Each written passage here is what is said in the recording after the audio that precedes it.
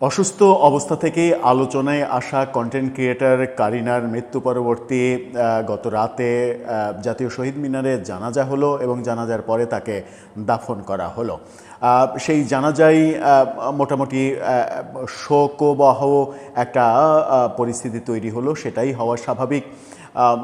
একজন জুলাই যোদ্ধা মারা গেছে, জুলাইয়ের বিপ্লবীরা এই ব্যাপারে শোক প্রকাশ করবেন, সেটাই হয়েছে, সেটাই করেছেন এবং জুলাইয়ের পক্ষে অনেকেই তার জানাজায় গেছেন। এই ব্যাপারগুলো আমরা দেখেছি, কিন্তু আলোচনায় যে ব্যাপারটা সব থেকে এসেছে সেটা হচ্ছে যে কারিনার মায়ের বক্তব্য। একটা ভিডিও ছড়িয়ে পড়েছে, সেটা পজিটিভলিও ছড়িয়ে পড়েছে, নেগেটিভলিও ছড়িয়ে পড়েছে।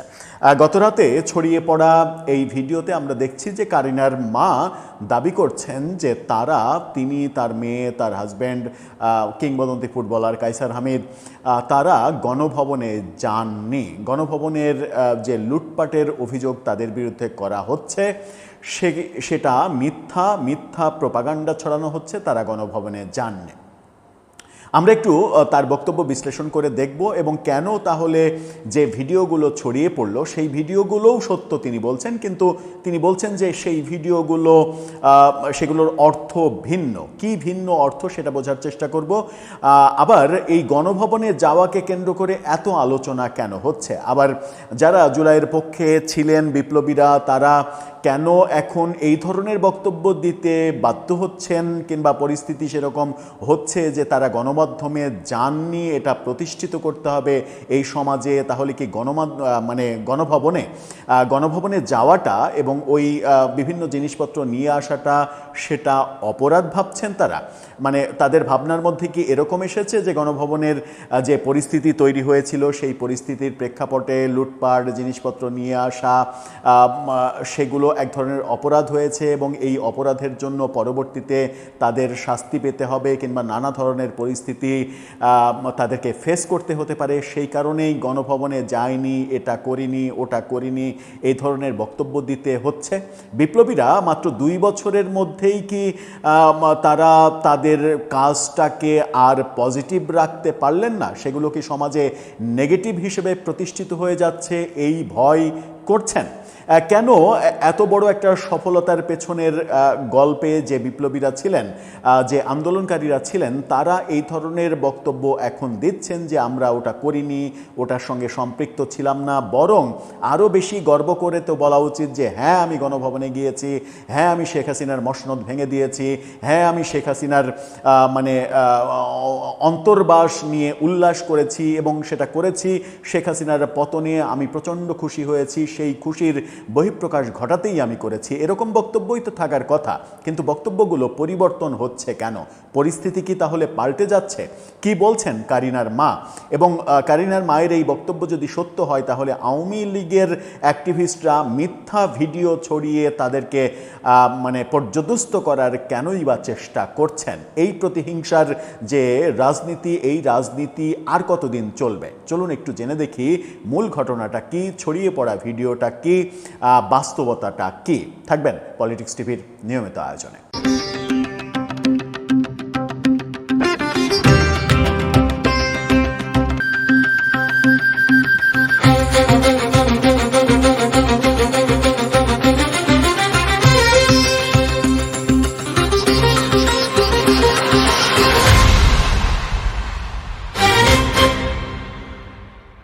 দর্শক, বলছিলাম খুবই দুঃখজনক ব্যাপার, কন্টেন্ট ক্রিয়েটর কারিনা কায়সার মারা গেছেন। ব্যক্তিগতভাবে আমার ফিলিংসের জায়গাটা হচ্ছে তিনি কিংবদন্তি ফুটবলার কায়সার হামিদের মেয়ে। কারিনাকে আমি চিনতাম না আগে থেকে, এই যে প্রচারণা শুরু হলো এই প্রচারণা থেকেই তাকে আসলে চিনতে শুরু করে 2-1টা ভিডিও তার সামনে এসেছে।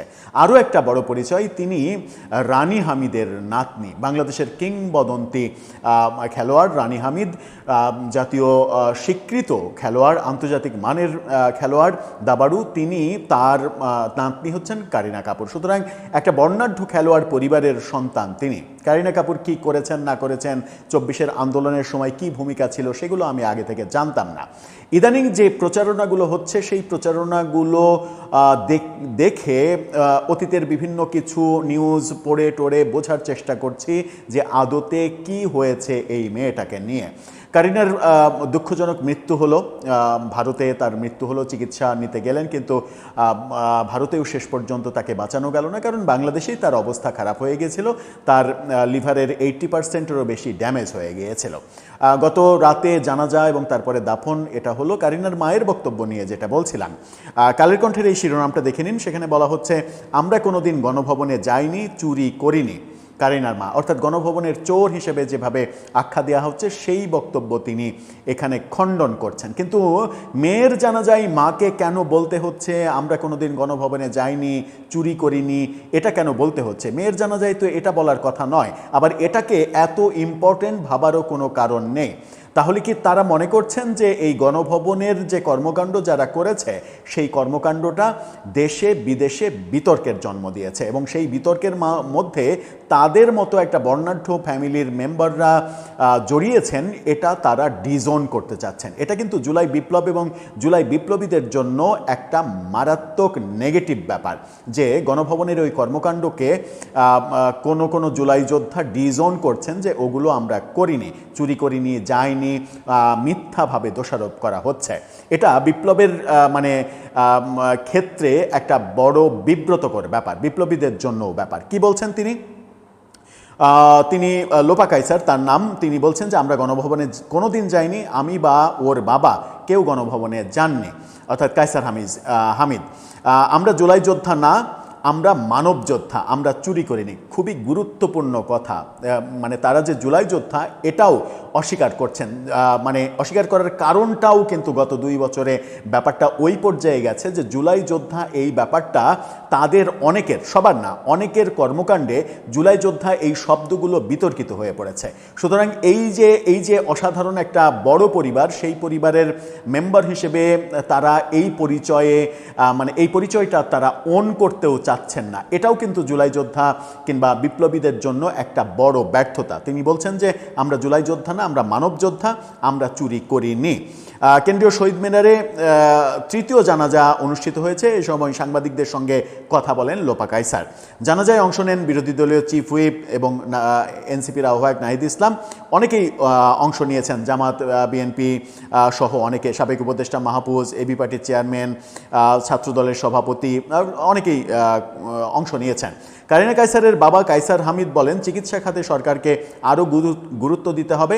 লিভার ট্রান্সফারের কোনো চিকিৎসা বাংলাদেশে হয় না, অথচ আইসিইউতে লাখ লাখ টাকা রেখে দেয় বেসরকারি হাসপাতাল কর্তৃপক্ষ। কারিনা কায়সারের মা বলেন, 5 আগস্ট তারা গণভবনে যাননি, কিন্তু শেখ হাসিনার পতনের আনন্দ হিসেবে উদযাপন করেছিলেন।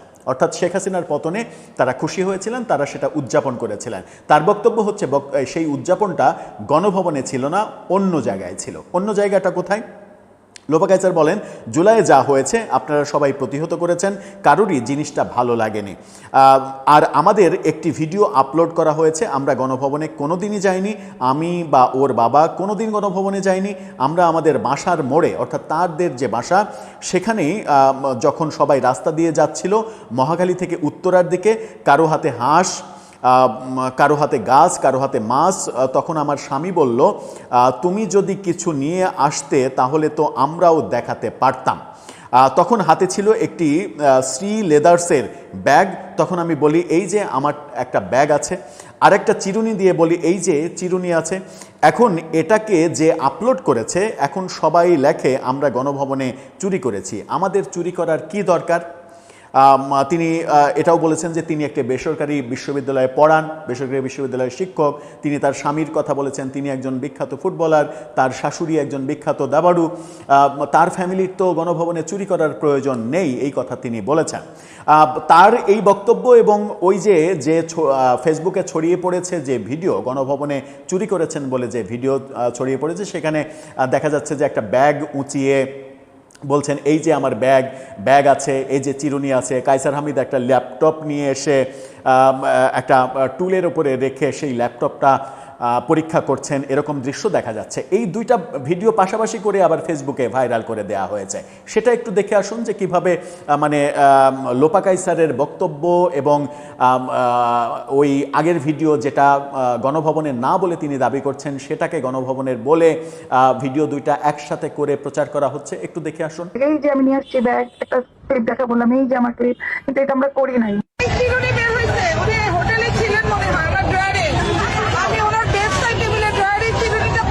এই যে অবস্থা, এই যে ছড়িয়ে দেওয়া ভিডিওটা, সেটা লোপা কায়সার ডিজোন করছেন, বলছেন এটা গণভবনের না।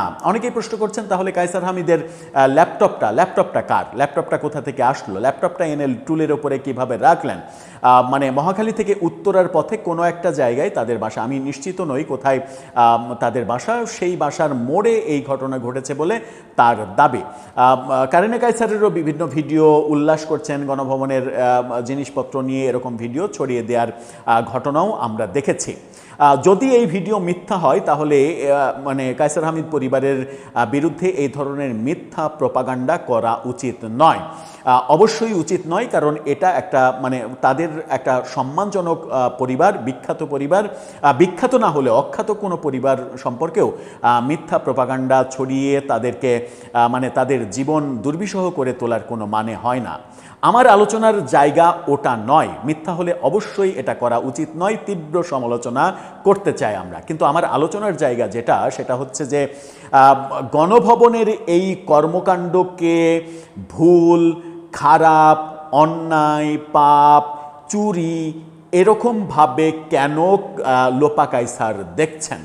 তার মানে কারিনার বাবা কায়সার হামিদ তিনিও বলেছেন যে গণভবনে আমরা যাইনি, আমরা এটা করিনি, ওটা করিনি। মানে কায়সার হামিদ, লোপা কায়সার তারা যে জুলাইয়ের পক্ষে ছিলেন এবং কারিনা কায়সারকে এখন জুলাই যোদ্ধা হিসেবে স্বীকৃতি দেওয়া হচ্ছে। ফেসবুকে নাহিদ ইসলাম এবং হাসনাত আবদুল্লাহ পোস্ট দিয়েছেন জানাজার আগে, জানাজাতে মানুষকে আসার আহ্বান জানিয়েছেন, জুলাই যোদ্ধা হিসেবে স্বীকৃতি পেয়েছেন। তাহলে এই লোপা কায়সার বলছেন আমরা জুলাই যোদ্ধা না, আমরা মানে মানব মানে যোদ্ধা। এই ডিজোন করার কারণটা কি? এই গণভবনের কর্মকাণ্ডকে ভুল বলা কিংবা খারাপ বলা কিংবা মানে এটা কোনো মানে সুস্থ কাজ না, এই ভাবনাটা লোপা কায়সারের মনে কেন হলো? কেন এই ব্যাপারগুলো এখন অন্যভাবে বক্তব্য আকারে আসবে? তাহলে কি এখন এতদিন পরে 2 বছর পরে এসে মনে হচ্ছে যে শেখ হাসিনার পতন এই পর্যন্ত ঠিক ছিল, কিন্তু পতনের পরে গণভবন যে ভাঙচুর, লুটপাট, শেখ হাসিনার অন্তর্বাস নিয়ে যে উল্লাস, বঙ্গবন্ধুর ভাস্কর্য গুড়িয়ে দেয়া, ভেঙে দেয়া, এই যে কর্মকাণ্ডগুলো হয়েছে, সেই কর্মকাণ্ডগুলো ভালো কিছু হয়নি, এগুলো খারাপ হয়েছে। এগুলো যখন খারাপ হয়েছে বুঝতে শুরু করেছেন কেউ, তখন কিন্তু জুলাই বিপ্লব, জুলাই যোদ্ধা অনেকেই বিতর্কের মুখে পড়ে যাবে। আওয়ামী লীগের অ্যাক্টিভিস্টরা এরকমভাবে দাবি করার চেষ্টা করবেন যে ওই দেখ ভয় পাইছে, ভয় পেয়ে এখন ওইগুলো অস্বীকার করছে, কারণ তারা নিশ্চিত হয়ে গেছে যে এই কৃতকর্মের ফল তাদেরকে কোনো একদিন ভোগ করতে হবে। অথচ বাস্তবতা হচ্ছে ভয় পাবার কোনো কারণ থাকতে পারে না। বিপ্লবীরা ভয় পাওয়ার কথা নয়, বরং আরও গর্জে উঠে বলার কথা যে হ্যাঁ আমি ওখানে গিয়েছি, হ্যাঁ আমি ওটা করেছি, ওটা বৈধ কর্ম ছিল। শেখ হাসিনা ফ্যাসিস্ট, তাকে তাড়িয়ে দিয়ে তার অন্তর্বাস নিয়েও যে নগ্ন উল্লাস করা, সেটা ঠিক হয়েছে, সেটা অ্যাপ্রোপ্রিয়েট কাজ হয়েছে এবং তার মতো একটা ক্যারেক্টারের এসব নিয়ে এরকম করাটাই উচিত। সেরকম অবস্থাতেই থাকা বোধহয় দরকার বিপ্লবীদের। কিন্তু যদি পরিবর্তন আমরা দেখি, তখনই প্রশ্ন আসবে যে এই পরিবর্তনের প্রকৃত উদ্দেশ্য কি? তারা কি মনে করছে যে আওয়ামী লীগ আবার কামব্যাক করতে পারে? কিন্তু বাস্তবতা হচ্ছে যে তাদের বিভিন্ন ভাষ্য, বিভিন্ন আলোচনাতেই তো আমরা শুনেছি যে ইহজনমে বাংলাদেশে আর কখনো আওয়ামী লীগ কামব্যাক করবে না। তাহলে কারো ক্ষেত্রে এই ভয়ের জন্মটা কেন হচ্ছে? প্রশ্ন ওখানে। আমরা কি সজ্ঞানে জুলাই আন্দোলন, জুলাই বিপ্লবকে বিতর্কিত করে ফেলছি নিজেদের নানা ধরনের কথাবার্তার মধ্যে? দর্শক, আপনার কাছে কি মনে হয়? আপনার মতামত জানিয়ে লিখতে পারেন আমাদের কমেন্ট বক্সে।